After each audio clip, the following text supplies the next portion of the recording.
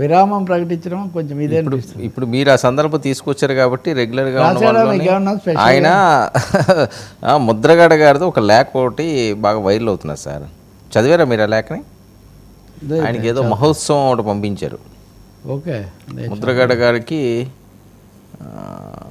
పేరు నామకరణ మహోత్సవం. ఓకే, నామకరణ మహోత్సవం పాంప్లెంట్లు పంపించి ఓకే అది విపరీతంగా వైరల్ చేస్తున్నారు. అందులో ఉన్న సారాంశం ఏంటంటే నూతన నామకరణ మహోత్సవం.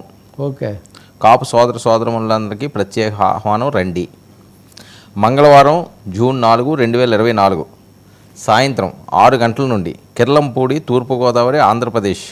ఏమండి మరి 2024 సార్వత్రిక ఎన్నికల్లో పవన్ కళ్యాణ్ గారు ఘన విజయం సాధించిన తరువాత తన పేరును పద్మనాభరెడ్డిగా మార్చుకుంటానని మాట ఇచ్చిన పెద్ద ఆయన అతని మాటపై నిలబడతారని మాకు నమ్మకం ఉందండి.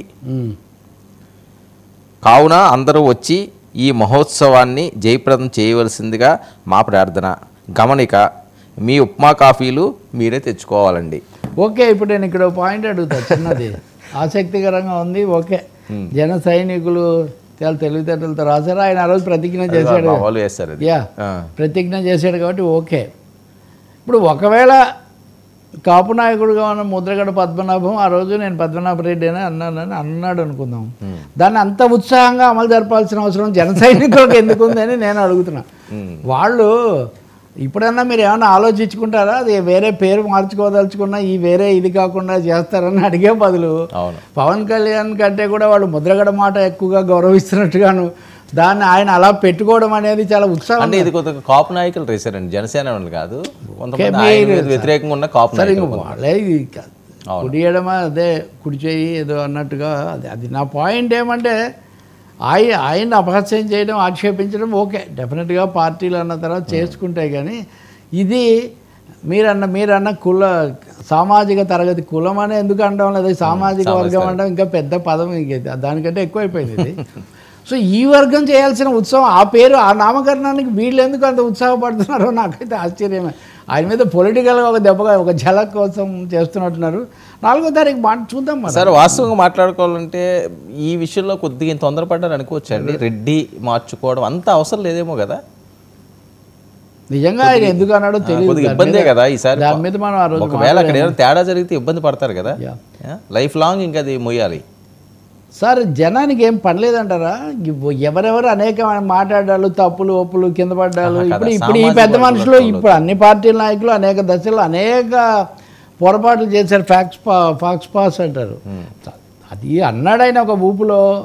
ఆయన ఇప్పటికి ఎన్ని సర్దుకున్నాడు, ఎన్ని వెనక్కు మారాడు. అందుకని మాట తప్పను మడమ తిప్పను అని నాయకులు చెప్తుంటారు. అసలు మడమ తిప్పకుండా మానవుడు కదలికే లేదు మనిషికి. మనం 100 సార్లు ముందుకు వెళ్తాం, 200 సార్లు వెనక్కి వెళ్తాం. అసలు దిద్దుకోకపోతే మనిషి లేడు కదా. మాట తప్పడం వేరు, మాట తప్పడం అంటే స్పిరిట్. చూద్దాం మరి ఆయన ఐచ్ఛికంగా వచ్చి వేరే ఏదైనా చేస్తాడా, లేదు మీరు కూడా దాన్ని ప్రత్యక్ష ప్రసారం చేస్తారా చూద్దాం. సార్ ఏంటి కానీ ఎంత మెజారిటీ వస్తుందన్న దాని మీద మటుకు రకరకాల కథనాలు ఉన్నాయి. మీ అంచనా ఏంటి సార్, ఎంత మెజారిటీ వస్తుంది? మీరే చెప్పాలి, నాకు తెలియదు. మీకు తెలుసు, తెలిసే చెప్పరు అన్నీ.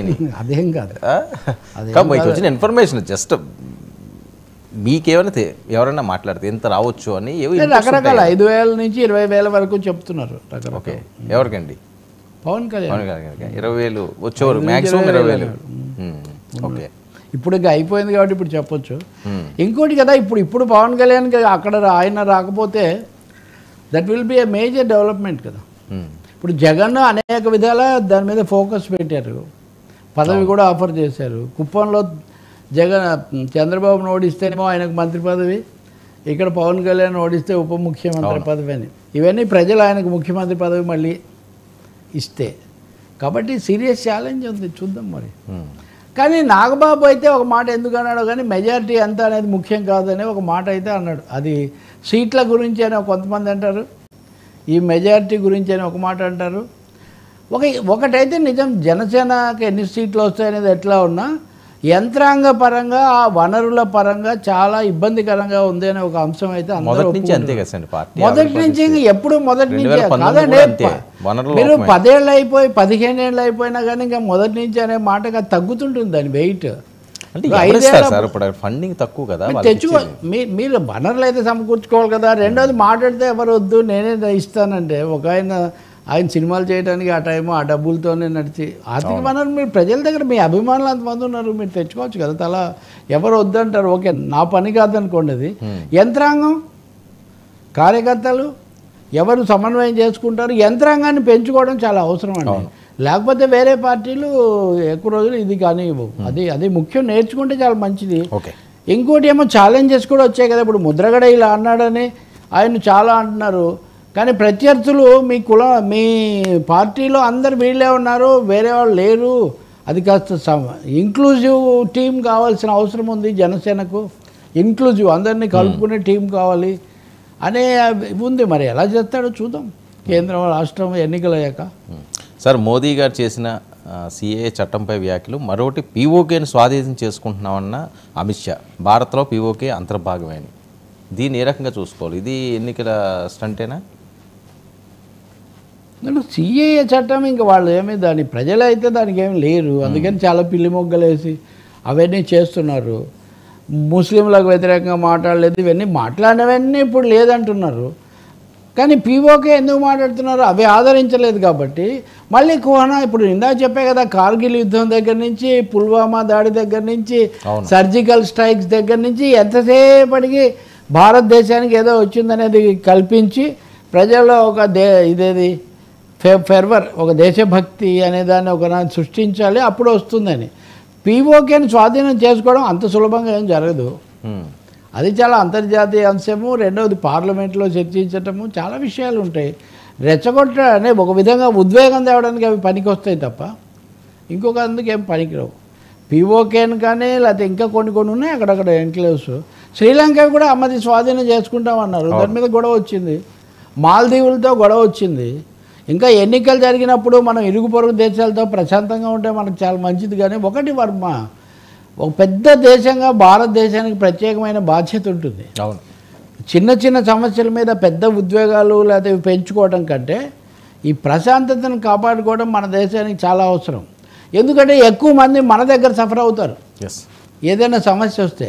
చిన్న దేశాలు చిన్నగా ఉన్నవాళ్ళు వాళ్ళు ఏముంది, వాళ్ళు ఎలాగో తంటాలు పడతారు వాళ్ళకు, లేకపోతే వాళ్ళని ఇంకెవరైనా వాళ్ళని లోపరుచుకునే అవకాశం కూడా చాలా ఎక్కువగా ఉంటుంది. ఇప్పుడు పీఓకే అంటే వర్చువల్గా పాకిస్తాన్ అదుపులో ఉంది. అది దాన్ని లోతుపాతుల్లోకి వెళ్లకుండా ముందు కాశ్మీర్ని అదుపులోకి తీసుకురండి సార్. కాశ్మీర్కు 370 పెట్టారు, మొత్తం విప్లవం అన్నారు. మోదీ గారు ప్రచారానికి కూడా పోలేదు. Do you know? మోదీ గారు కాశ్మీర్లో ప్రచారానికి పోలేదు. ఆక్యుపైడ్ కాశ్మీర్ తర్వాత let we claim again the Kashmir. ఎందుకు వెళ్ళలేదంటారు సార్? ఏంటి వ్యతిరేకత? ఇప్పుడు అక్కడ బీజేపీని ఆదరించే పరిస్థితి లేదు. దాన్ని 2 ముక్కలు చేసి ఒకదాన్ని కేంద్రపాలిత ప్రాంతం, ఒకదాన్ని స్వయం పాలిత ప్రాంతం, ఇదంతా చేసిన తర్వాత దాని ఆధారంగా 370 స్థానాలు తెచ్చుకుంటామని మనందరికీ ఊదరగొట్టారు మిగిలిన దేశంలో. కానీ కాశ్మీర్లో దీన్ని ఆదరించే పరిస్థితి లేదు. కాబట్టి ముందు మనము కాశ్మీర్ను, మనదైన కాశ్మీర్ను, పీఓకే తర్వాత ఒరిజినల్ కే అంటున్నాను, O for original, O for original. ఇది ఐఓకే అందాం లేదు, అది పీఓకే అయితే ఇది India's original Kashmir. India's original కాశ్మీర్ను ముందు మనం నిలబెట్టుకోవడానికి చాలా ప్రయత్నం చేయాలి. వీళ్ళ మనసులు కాశ్మీర్ అంతర్భాగము దేశంలోని అందరం